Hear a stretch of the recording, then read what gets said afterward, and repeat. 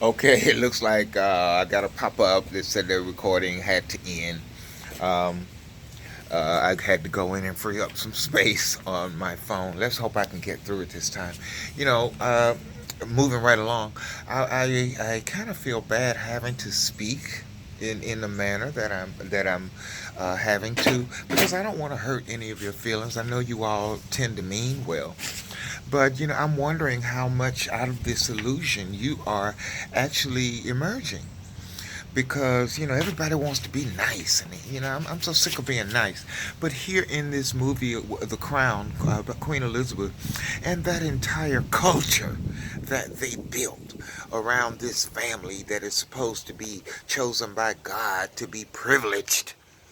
And then all of the things they did to the commoners, all of the self-righteous and upstanding behaviors that none of them hardly ever lived up to.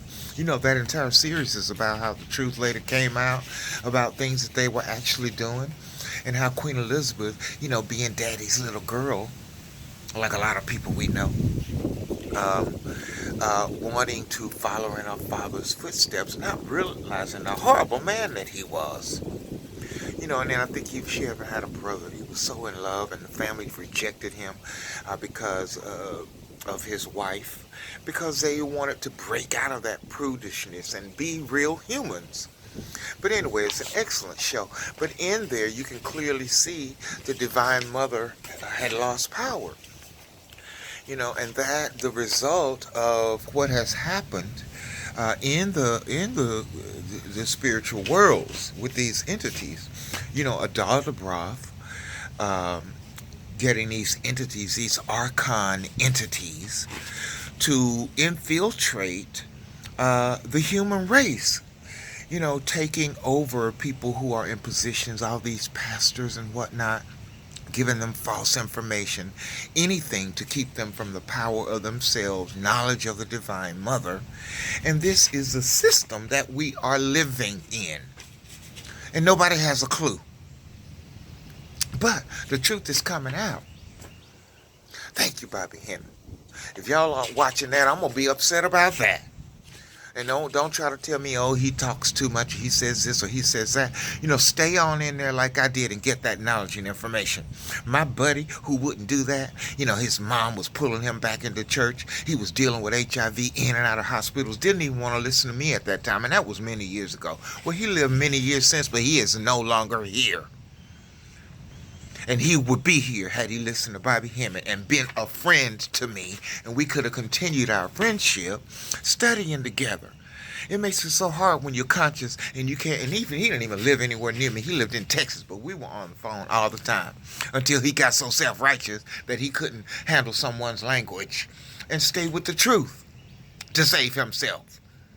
Perhaps now he's in a better place. My buddy told me just recently, I have something else I need to tell you. So and so died, and I guess he expected me to be all upset, but I didn't. I said, well, I'm happy for him and all the people who have transitioned out of this hell that I'm living every day.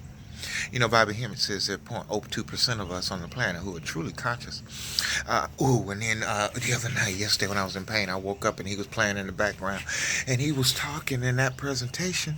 I wish I could remember the name. I want to say it's 1,000 boat of something. Some of you probably familiar with it, but he was so honest about how, throughout the years and all the study, you learn so much, and you are just shocked by what you learn, and then uh, all the attacks that you endure, and you get to a point where you just want it all to end. And there I was lying in bed thinking the same thing, even though that was many years ago when he was teaching those presentations that are still applicable to us today. And I'm so happy, even though I discovered him a long time ago, to be able to look at those every day to remind myself of what's important, and then increase my knowledge of the Comanche family and all the knowledge and all the things that are going on, the cloning, the eradication of our people, and then looking back and putting the pieces together. You know, that is is so real to me. Um, but I'm so thankful to him. I've gotten off topic here, but I want to thank you, Bobby Hemmett. And then Shaka Zulu. Shaka Zulu. There are stories out there, and we don't even know if this is deception because they say, white people come up with all kind of things about our history and our people to try to demean us and take us away. But anyway, it was rumored that Shaka Zulu was gay. So I used to post juxtapositioning myself next to him on Facebook. And people will click like on his picture, but not on mine. I'm holding my staff and those kinds of things.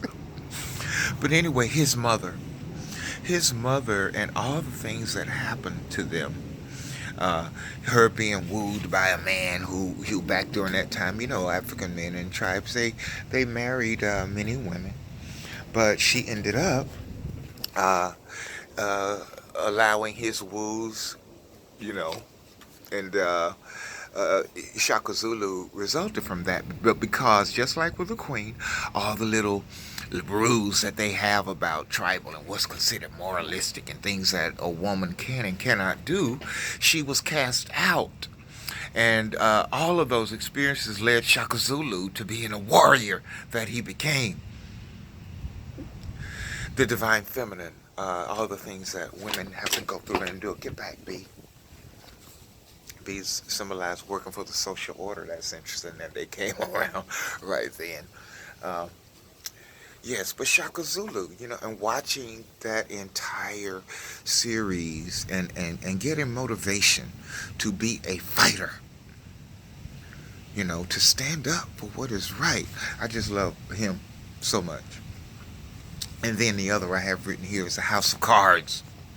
You kind of get a sense of wondering if you're sort of watching the life and times of Bill and Hillary Clinton as he basically polytricked, killed, murdered, lied, he and his wife together, all the way into the White House. You know, it is, just astounding some of the things that people will do to gain power. And then, but anyway, that's a pretty good series where we get to see. Now that brings me around to uh, getting back to Nebthet and the Caduceus, which I failed to mention the other day when I showed a picture of that burning Caduceus. That represents the Kundalini energy, the serpentine fire. And the refiner's fire, which I think I sing about in one of the songs, about being in the refiner's fire in the process of spiritual alchemy being broken down to be built back up anew and divine. How all that old stuff about the way that you are, about things that you thought were so important, and as you grow in spirituality, you don't see no lovey-dovey divine feminine energy. You see Kali, you see Sigmund, you see Hathor. All of these are strong women energies uh, that tear down to build back up. And so I have to get up and walk around just to alleviate some of this pain. You probably picked up on that. I tried to do it on the slide. But anyway, back to Nebthet. Nebthet made some amazing sacrifices in the shadow of her own sister. Even though we talked about, how she had to trick Osiris or whatnot, but she did help put his pieces back together, just like she's doing me. And she, a lot of women have to put themselves second, just like Queen Elizabeth, just like Shaka's mother. And it's replete throughout history because that what has happened since Kemet fell. Knowing that we will fall and we will rise back up. But all these things that I am having to endure and you're having to endure, that some of you, I believe, are not truly acknowledging and then taking action. At least I'm out here, doing a little bit that I can. Singing these songs, saying things that need to be said, whether you're offended or not, because somebody has to speak to us in a way where it wakes us up. Bobby Hemmett does that and does it so well. You can run off like my friend did and end up, in a situation that he created for himself. So no, I don't feel bad because I was there every step of the way trying to wake him up. and he went through all the consequences. And I'm not saying everybody needs to be where I am or anything like that, but it's time for people to come to their senses and then take action. If enough of us get busy taking action, creating our altars, calling in these entities, maybe we can hasten or we can expand the collective consciousness, like that 100th monkey effect thing, and then make some change. But if you're still stuck on and getting to your job and making 2 pennies and you haven't really truly awakened, you're just a modified Christian, then something's not right with that. And then too, I want to say this too. When you're studying in Caduceus and you get up beyond the heart chakra and you get to that, you get past the throat chakra, then to the Anja chakra.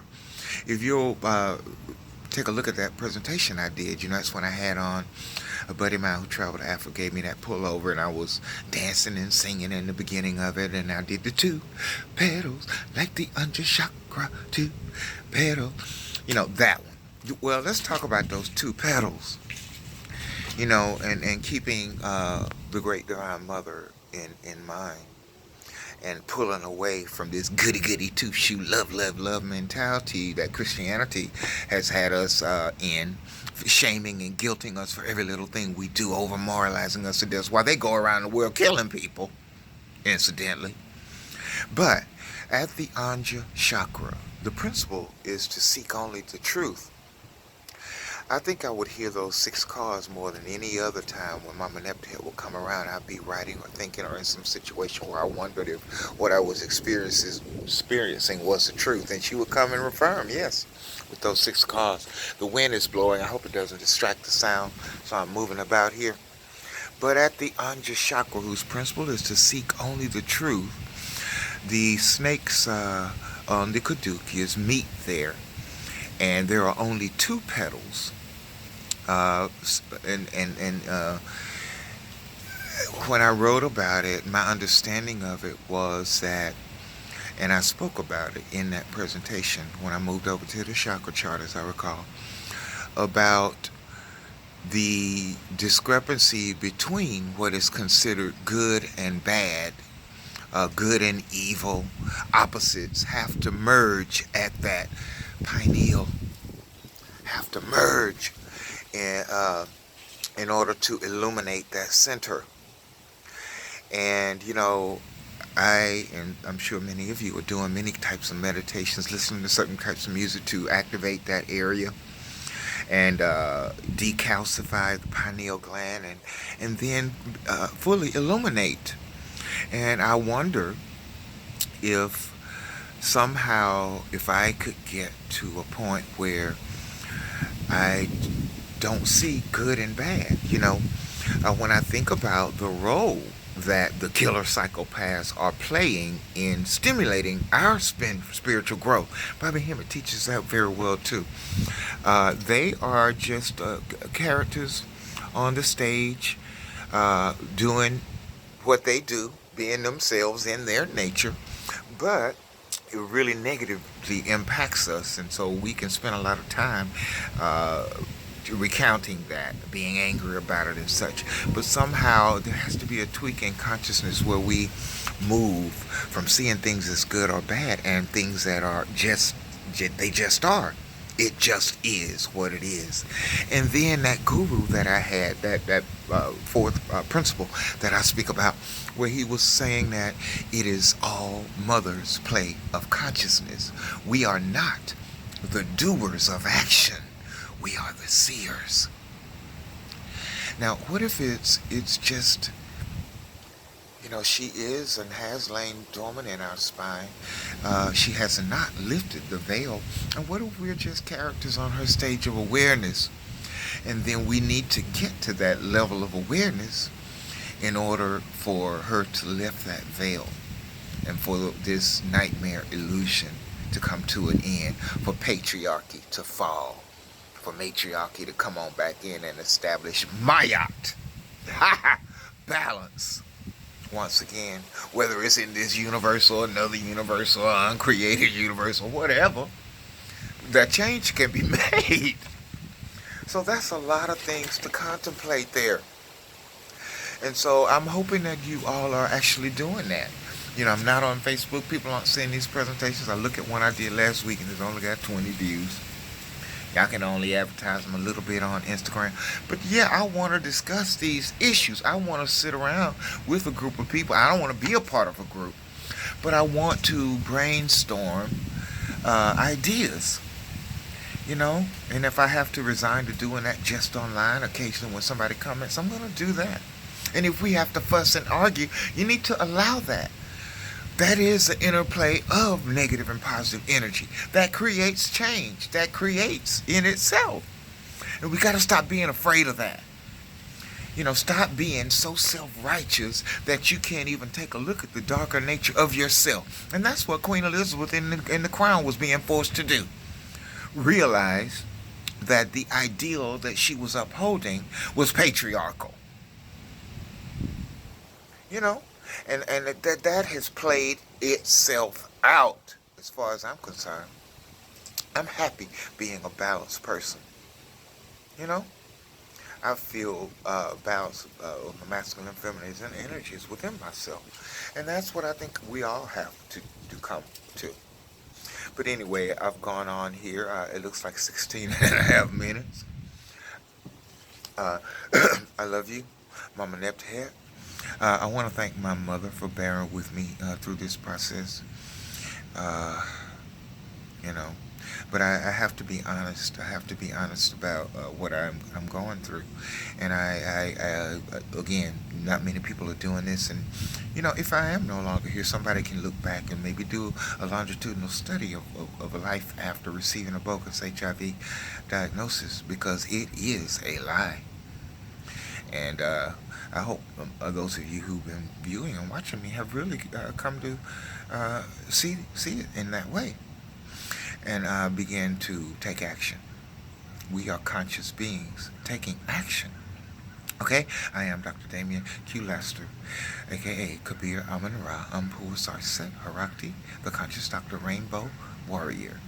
Metaphysical science, the science of our ancestors. Busting up bogus HIV, healing the sacral chakra. Okay? Me and Mama Nebthet. Have a good day. Atum Ra. Goodbye.